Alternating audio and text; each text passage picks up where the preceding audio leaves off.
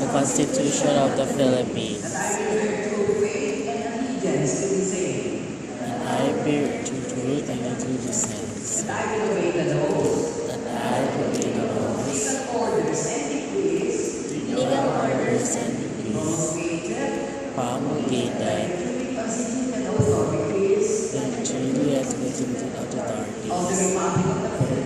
of the Republic of the Philippines,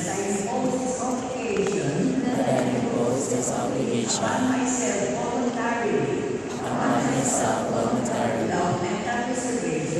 without mental reservation or purpose of evasion. I further solemnly swear that at all times and places,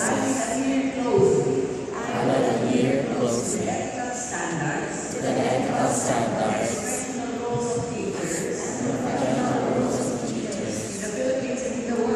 that the Philippines and the world, that I faithfully discharge